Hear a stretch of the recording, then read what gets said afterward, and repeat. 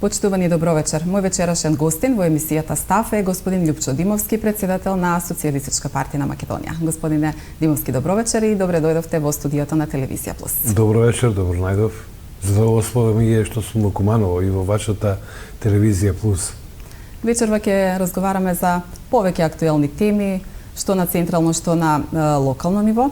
ВМРО ДПМН ја поднесе резолуцијата за утврдување на црвените линии за идентитетските прашања во спорот со Бугарија. Подршка даде и СПМ. Според вашата партија, како треба да се водат преговорите и зашто не треба да се преговара? Прво, морам да напоменам дека Социјалистичката партија уште во 2017 година во февруар месец изготви сеопатна платформа за заштита на националните и државните интереси, односно така наречените црвени линии на македонскиот народ и македонската држава, која што беше понудена на сите политички партии, не само оние што членуваа во парламентот, но за жал не добивме повратен одговор од сите, особено не од СДС, од кој што бевме удостоени само со еден несмислен одговор од нога тогашниот портпарол дека сите национални прашања се содржани во едината програма, која што може би има се, меѓутоа тоа го нема. Така да и со таа наша најблагородна идеја се заврши на тој начин, иако бевме ние уште тогаш свесни дека работите се движат во несакан правец. Тоа беа тие црвени линии кои што ќе ја обврзуваа било која власт да се однесува согласно со одлуките на собранието, на политичките фактори и во целост ќе ги застапува македонските национални и државни интереси. Но не се случи тоа. ВМРО, односно пратеничката група на коалицијата Обнова на Македонија, ја предложи резолуцијата, нормално дека Социјалистичката партија ја поддржа и е една од предлагачите на таа резолуција. Што очекуваме ние? Прво очекуваме таа да биде прифатена од сите политички партии во собранието без никакви условувања. Ние како партија излеговме децидно да кажеме дека било како уценување и условување за промена или за дополнување и измена на текстот на резолуцијата за нас е неприфатливо и ние нема да бидеме дел од политичките партии кои што ќе го чинат консензусот, затоа што таа резолуција треба да биде донесена со консензус. Што значи тоа? Дека сите ќе бидат за таа резолуција. Нема да биеме ние доколку се случи било каква измена. Второ, не сме убедени дека Бујар Османи како министер за надворешни работи на вистински начин ги штити македонските национални интереси. Затоа што премногу е обоен со работи, со елементи кои што само го оптеретуваат за разумно расудување кога се во прашање македонските национални интереси и преговорите кои што ги има. Бучковски воопшто не го коментирам како појава, но затоа сметам дека треба еден комплетен ресет во преговорите со соседна Бугарија на равноправни основи. Овака како што е се поставено, не може. Сан-Стефанските идеи и сонот романтичен на бугарите да си го заборават и да си го чуваат таму во Софија. Ова е Македонија, ние сме македонски народ, кој што апсолутно нема врска со бугарската држава, нити со бугарскиот народ. Ние имаме сопствен јазик, ние имаме сопствена култура, ние имаме сопствена историја, ние имаме сопствени историски личности кои што не можеме да ги делиме со некој друг, затоа што се тие наши, но ние ги споделуваме со сите словенски народи заради тоа што тоа се словенски значени личности, а не бугарски. Затоа што бугарите во тоа време кога тие личности се твореле, воопшто како народ и не постоеле. Но да не ги отвараме тие теми, затоа што ние сакаме да градиме добрососедски односи. Впрочем, и договорот кој што е потпишен, тој е договор за добрососедство. Дали е добрососедство односот кој што Бугарија го има кон нас? Не. Сметам дека не би било добро да возвраќаме соодветно на нивниот однос, меѓутоа достоинството на македонскиот народ мора да биде сочувано, а тоа значи дека треба да се преиспита бугарската позиција. Кај нив е проблемот, не е кај нас. Тие нека си ги решат проблемите. Народниот правобранител бара државата и деловните банки да најдат барем времено решение за граѓаните со истечени лични документи. Кој е ставот на Социјалистичка партија во однос на овој проблем? Дека сме ние циркус од држава, дека не можеме да ги ставиме институциите во сервис на граѓаните. Жално е тоа. Жално е да носи владата одлука дека истечените патни документи за пасошите говорам важат до крајот на годината и за тоа дека се известни сите служби во државите, во обкружувањето или било каде, а кога ќе се судрат со тој проблем нашите граѓани, тогаш најдуваат на еден суров однос, што е во соглас со закон со домицилната држава каде што се упатувале и односот на нивните службеници дека со патна исправа не може да се влезе доколку е истечен рокот на нејзината важност. Ние сме држава со импровизации. Ја го подржувам државниот правобранител заради тоа што така и треба да се постапи. Меѓутоа е за крајна осуда работењето на Министерството за внатрешни работи и сите останати институции во државата кои што воопшто дозволиле да се случи нешто. И јас сега поставам прашање дали има во државата некоја институција која што работи според закон и која што е ставена како сервис на граѓаните. Иако се погласно се зборува за делта сојот на COVID-19, здравствените власти не донесуваат дополнителни рестриктивни мерки, туку акцент се става на процесот на вакцинација, започнува и теренска вакцинација. Според вас треба ли вакцинацијата да биде слободен избор на граѓаните? Мислам се уште е, но треба ли да биде? Мислам, тоа е човеково право на слободна одлука дали ќе се вакцинираат или не. Науката говори дека е добро да се вакцинираат, впрочем еве јас имав доверба во науката, во научниците и лично сум вакциниран. А ако можам да послужам за пример како кај некои други кои што имаат скепса или резерва околу вакцинирањето, а ги има такви луѓе, и јас го почитувам нивниот став и нивното мислење. Значи, ваксерите, еве се пријавија на сите тие листи за вакцинирање антиваксерите, за разлика од другите држави во светот, кај нас се многу тивки и мирни и воздржани. И тоа е добро.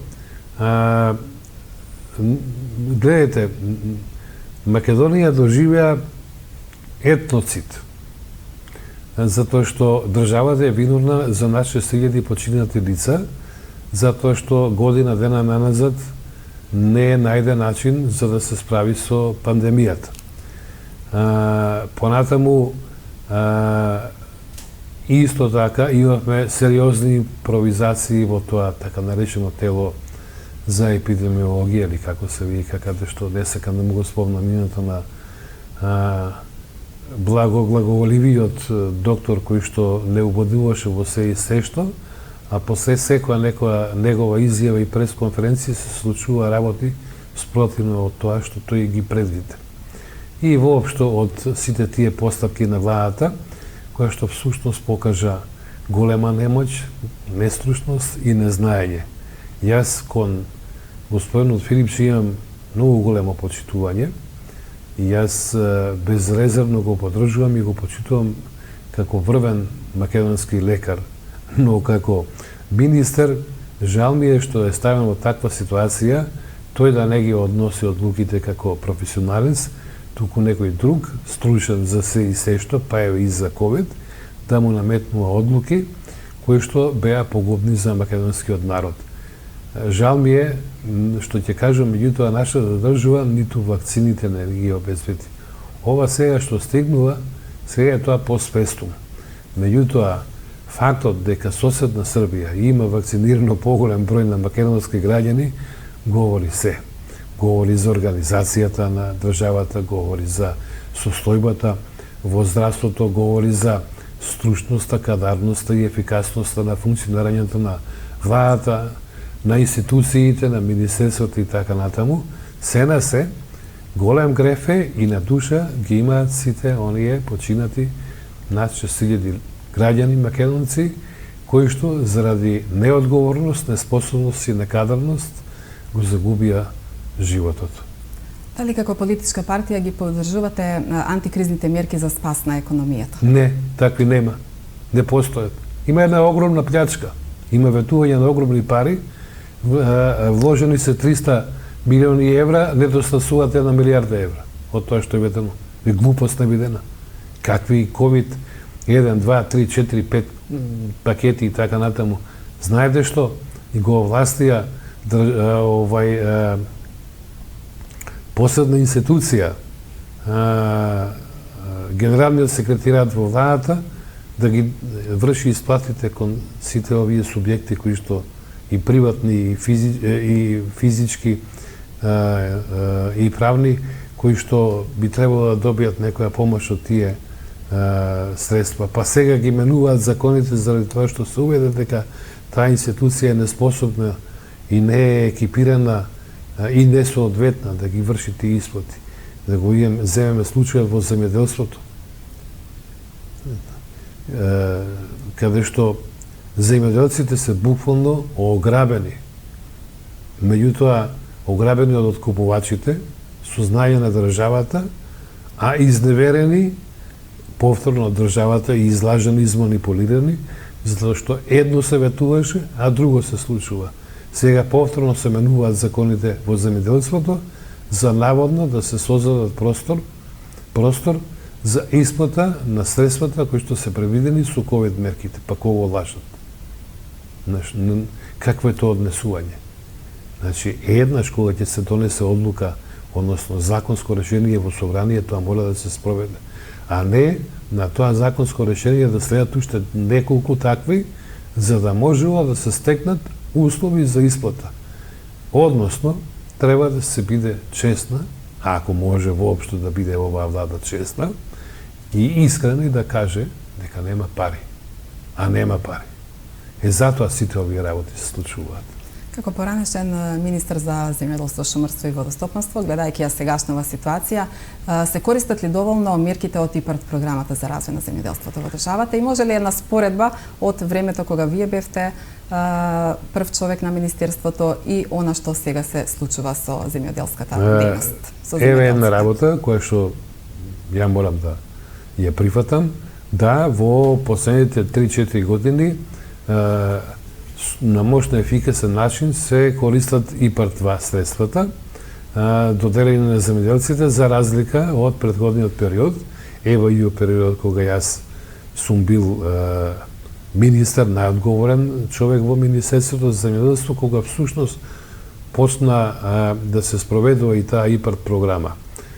И кога имаше неколку модификации за да дојдеме во ситуација да го подобриме амбиентот, за да може што поголем опфат на земјоделци да има, за да ги користат тие средства. Требаше време. Но, тоа е мој проблем, заради тоа што сум морал да се соочувам со такви проблеми, за да создадам услови и амбиент, за да може да се користат поефикасно и во поголема мера средствата. Да, сегашното министерство има организирано добар систем и во значително поголем процент се користат и ИПАРД средствата, значи од парите од европските фондови.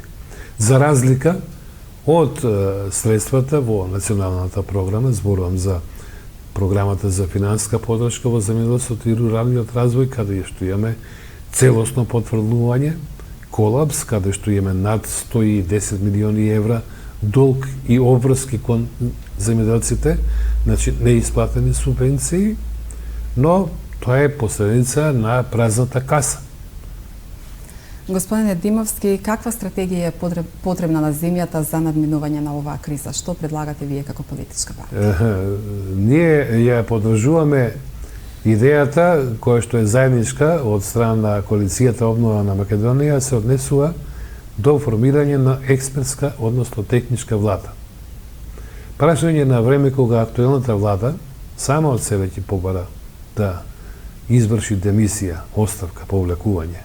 Не е некој да тера од страна, затоа што состојбата не е одржлива. Македонија тоне во секој поглед, секој ден. Македонија во некои работи повеќе и не постои како држава. Ние имаме многу атрибути државни изгубено. А ако сега се случат некои работи со, како што тргнале со бугарите, доколку не се освестиме и не ја донесеме таа резолуција, прашање на време уште колку години ќе постоиме како држава и како нација и како народ. Но, ние предлагаме формирање на експертска или техничка влада, која што и ќе има 3 основни задачи. Првата задача е да се справи со COVID пандемијата, затоа што не завршиме темата, наесен не очекува повторен бум. Ќе видиме дали ќе биде во таа мера како што беше, да речем, вториот бран, но секако дека после ова ослободување и слободно живење на граѓаните, не само кај нас, секаде светот, но има држави кои што ги ослободија општествата, меѓутоа повторно веќе се воведуваат одредени ограничувања, богами и локдауни во одредени градови, каде што се свесни дека повторно може да се случи тоа и за да се превенира да не дојде до такви несакани работи, воведуваат такви мерки. Нешто така треба и нашата експертска, односно техничка влада да делува, значи да се справи со пандемијата. Второ, да го стопира тонењето на македонското стопанство и економија, не е да го подобри заради тоа што нема услови за такво нешто и за таков краток период, туку да го закочи или да го запре, да запре надолната линија во македонската економија. И третата обврска е организирање на фер, коректни и максимално демократски вонредни парламентарни избори, каде што нема да има превари, каде што нема да има измами, каде што нема да има подкупи, каде што секој за своите постапки ќе одговара и длабоко ќе се размисли дали ќе работи спротивно на законот или ќе ја почитува волјата на народот искажена на најнепосредни вонредни парламентарни избори, кои што се надевам дека ќе бидат многу скоро или еве нека биде некој период некаде во средината на пролета следната година. Одложениот попис на населението треба да се одржи во септември. Според вас, ќе се одржи ли конечно во септември оваа статистичка операција? Доколку не се подобрат некои работи, ние можеме уште 10 пати да спроведуваме пописи и сите пописи ќе завршуваат на ист начин, како што беше тоа 2011 година, кога што јас бев сведок и токму знам кои се причините за прекинување на пописот. Доколку се случат скајп гласања, доколку се случат евидентирање на луѓе спротивно на законот, односно кои што се отсутни повеќе од 12 месеци од државата, затоа што тие на тој начин се попишани таму каде што престојуваат, а не во матичната држава Македонија, во случајов, тогаш ние попис може да спроведеме, меѓутоа тие показатели или податоци нема да бидат релевантни. Второ, треба да бидат граѓаните свесни дека голема е измамата, дека толку се потребни тие пописни резултати заради креирањето на стопанскиот амбиент и насочувањето на инвестициите таму каде што има работоспособно население со одредени стручни квалификации, кои што како податоци ќе ги добиеме од пописот. Како да не? Македонија едва и дали има 1,5 милион жители, тоа сите ние добро го знаеме. Не ми треба мере попис за да го знам тој податок, ја го претпоставувам, меѓутоа може да се покаже дека е точен, ама ако се исклучат сите овие работи, Пописот е потребен за задоволување на одредени договори кои што ги има постигнато актуелната власт. Односно, тој кој што има власта во Македонија, власта во Македонија треба за тоа да бидат свесни членовите на Социјалдемократскиот сојуз не е кај нив, него кај нивниот помал коалиционен партнер кој што во случајов е многу помоćен од нив. Веќе неколку месеци сте председател на Социјалистичката партија на Македонија. Има ли освежување на кадрите и политиките на партијата? Па добро, ние мораме да направиме промени во партијата со оглед на тоа дека нашиот долгогодишен председател Љубисав Иванов Дзинго не е помеѓу нас. Станува збор за една огромна личност, харизматична, угледна, со широки светоназори, кој што остави траен белег во македонското општество, прво во бизнисот, потоа во политиката, па во спортот, секаде, затоа што тој беше како човек со широк круг и на пријатели, но и на интерес, се интересираше за сите тие работи и малку е сега тешко да се продолжи оно што тој го имаше во партијата поставено, меѓутоа да, партијата има спроведено и конгрес, потоа избор на нови партиски тела од Републички одбор и председателство, во кој што се договоривме сите да има представници конкретно во председателството од сите изборни единици во државата. Второ, има едно сериозно подмладување на раководството на партијата и во председателството и во Републичкиот одбор. Посакавме да имаме ефикасни тела и тоа го постигнавме. Значи, и покрај пандемијата во изминатиот период имаме сериозни активности и покрај тоа што велам имаше пандемија, ги преземаме сите мерки и за лична заштита и за заштита на луѓето со кои што се среќаваме, нормално дека одржувавме и оние традиционални онлайн комуникации, состаноци и така натаму, меѓутоа живиот збор, средбата, погледот и така натаму е сосема подруга и од тие причини веќе веднаш после сиднувањето на сите ембарга во однос на слободите на движење и број на луѓе кои што може да се состанат, партијата и интензивно работи и на терен спроведовме една нова пракса, раководството да не биде, би рекол, затворено во просториите на централата во Скопје, не, раководството на партијата има редовни состаноци по изборни единици, така, например, пред одреден период недела дена имавме состанок во третата изборна единица, председателството со сите председатели на општинските организации на Социјалистичка партија кои што се на просторот или на територијата од третата изборна единица. Денеска сме во Куманово, каде што се одржува состанок, седница на председателството на Социјалистичката партија со сите председатели на општинските организации на СПМ од просторот на втората изборна единица и така ќе ги поминеме сите изборни единици, а паралелно со тоа пак редовно се одбуваат сите состаноци на координаторите по изборни единици и нормално на председателот на партијата на секаде таму каде што треба да биде присутен во буквално секоја општинска организација или месен одбор на Социјалистичката партија. Денеска сте во Куманово. Како сте задоволни од функционирањето на општинската организација на СПМ во Куманово, од членството, од активностите на вашите членови? Па вака, прво, Куманово има сериозно добра општинска организација на Социјалистичката партија. Не од сега, него тоа е веќе традиција некоја.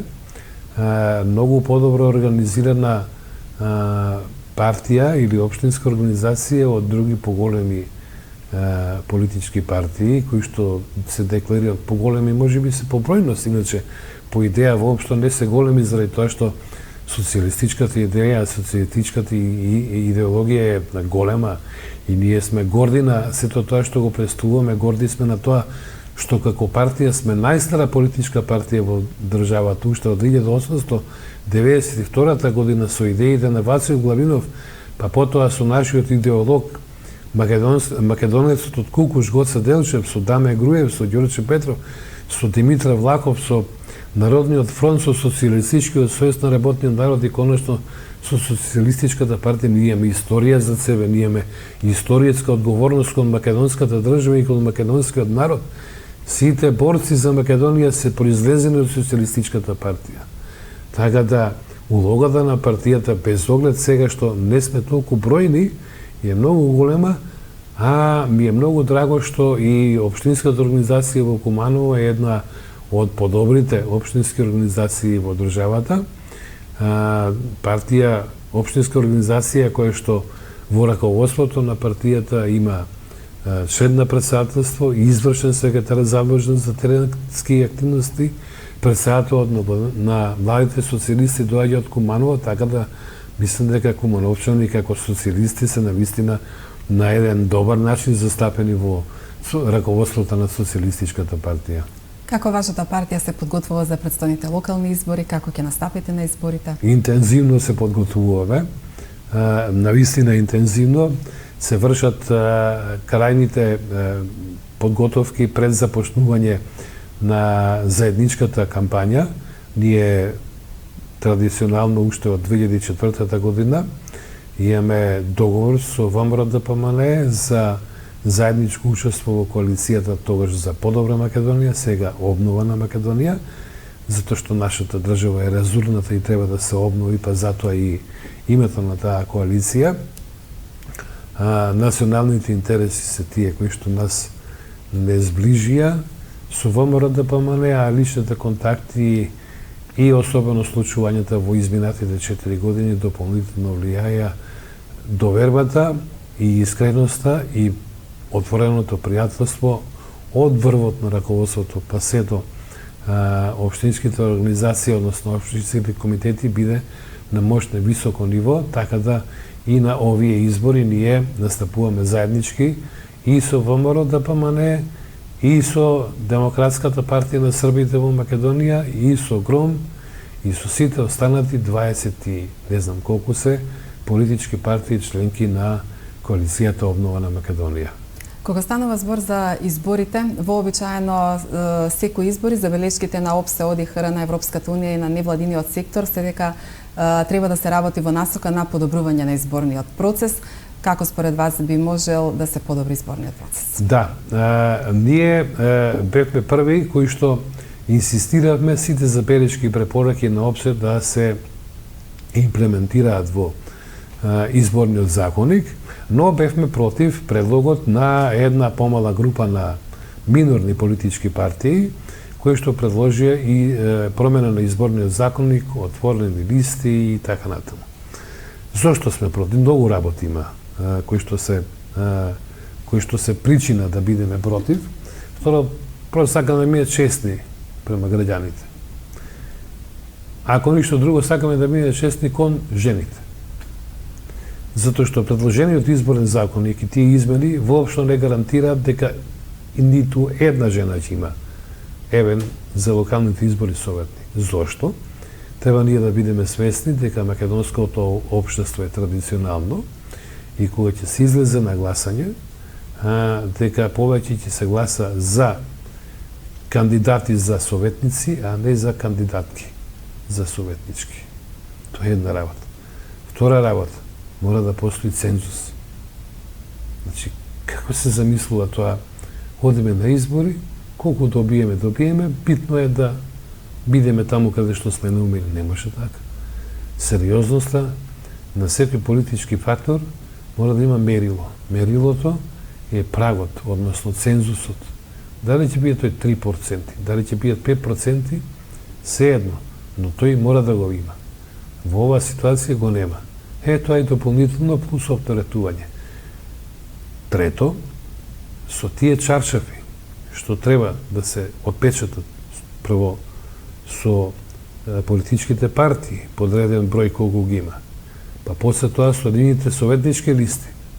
А ако се 10, пример, советнички листи, Сега не знам во Куманово колку членови брои Советот. Еве, на пример, 25, нека е пример. А ако се десе, тогаш станува збор за 250 кандидати. Дали, затоа што кај нас по возраст гласачите се малку во поодминати години, дали ќе може да се снајдат во тие хартии?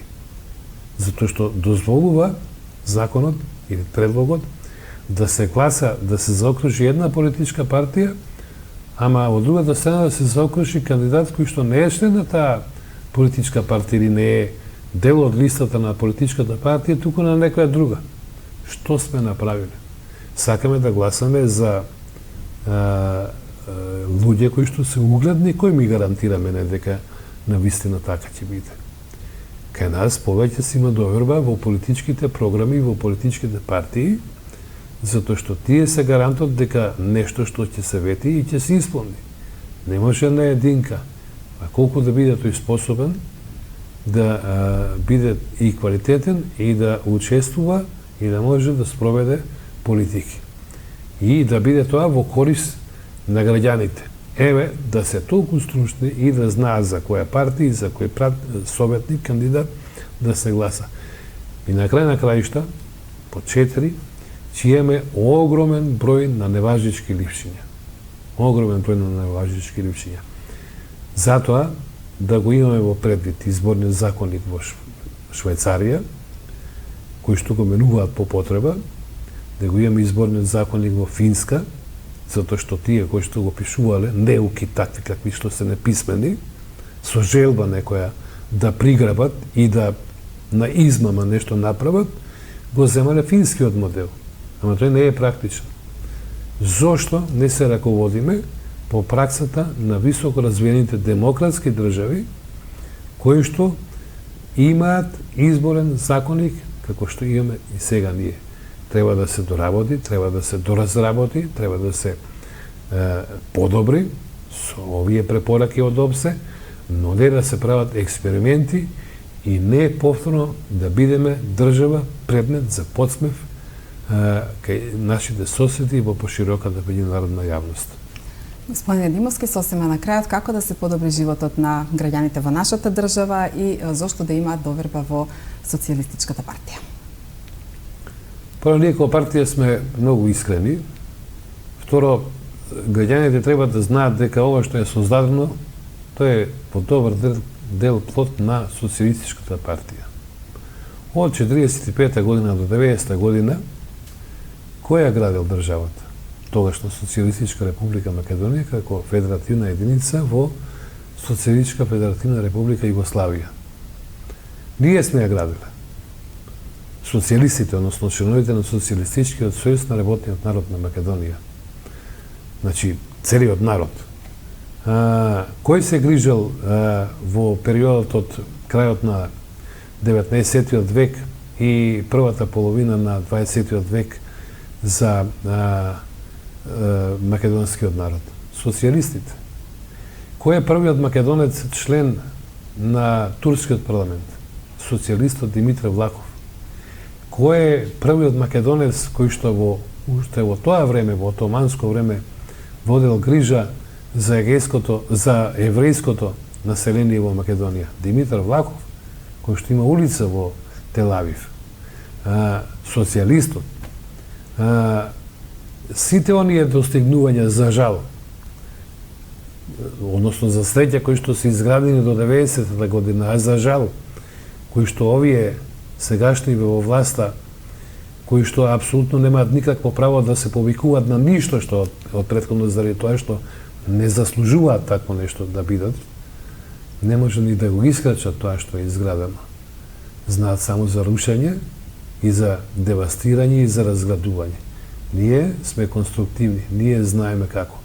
Еве, земете го примерот со учеството на Социјалистичката партија во владата на нашата коалиција, во ресорот земјоделство, што е се направено во изминатиот период, кои мерки се спроведени, кои резултати се постигнати и каква била тогаш ситуацијата, каква била сега ситуацијата. за илустрација, која била цената на килограм жито во 2012-13 година, била 14-15 денари, која е цената на килограм жито оваа година, 8,5 денари. Споредбата е таа. Ние веруваме во нашата идеја, затоа што како на лево ориентирана политичка партија, нам подеднакво ни се иманентни и националните прашања, значи македонството, грижата и љубовта кон сопствениот народ, и социјалните прашања, односно грижата за добробитта и благосостојбата на живење на сите граѓани во државата, пред се, пак ќе го истакнам, македонскиот народ. Дали вие сте приметиле дека, предпоставам дека имате и други гости политичари, отворено да зборуваат за македонска држава и за македонски народ. Сите зборуваат граѓани. Не, јас зборувам македонски народ. Македонскиот народ се уште за жал не си ја заогружил својата самобитност, не го потврдил својот идентитет, заради тоа што имаме такви авантуристи кои што го разградуваат. Кога тоа ќе постигнеме, може да говориме за граѓанско општество. След од тогаш, ние се бориме за македонскиот народ и македонската кауза. Господине Димовски, ви благодарам на гостувањето. Остана уште многу теми, но за останатите теми во некоја следна емисија. Ви благодарам. Ми беше задоволство и со нетрпение очекувам повторно да се дружиме во вашата телевизија. Ви благодарам. Почитувани гледачи, тоа беше се за вечерва. Останете со програмата на Телевизија Плюс. Пријатна вечер.